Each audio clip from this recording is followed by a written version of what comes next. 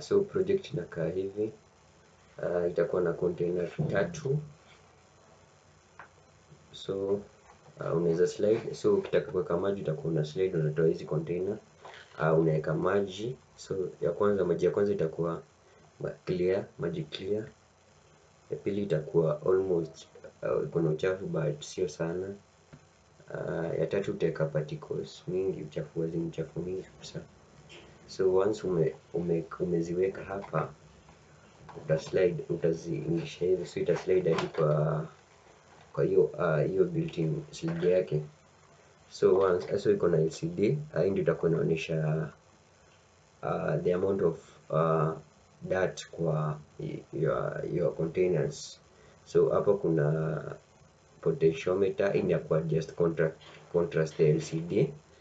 So ndani kuna Arduino, which ni brain ya project yako.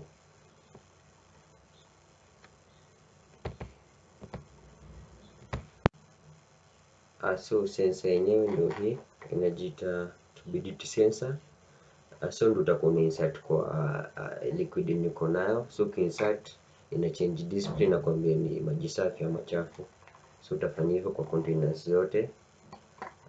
So itakuwa na display. Wacha nijaribu kupower up, which bado project iko through, but inapaswa kuonesha display kwa LCD. So once umepower those, kwa sasa sijui utaweza kuona, sijui kama inaonekana clear, but inaonyesha some value ya turbidity sensor. Sasa hiyo iona clear juu ya camera. Alright. So inawaka hivyo, ni hivyo tu.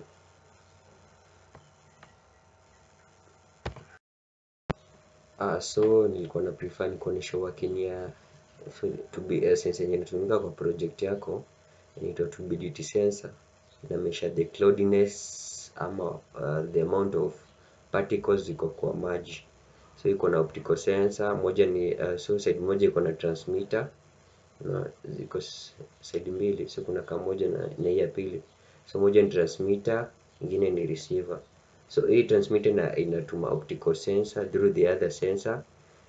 So ukiinsert kwa maji ita block passage hiyo hiyo signal.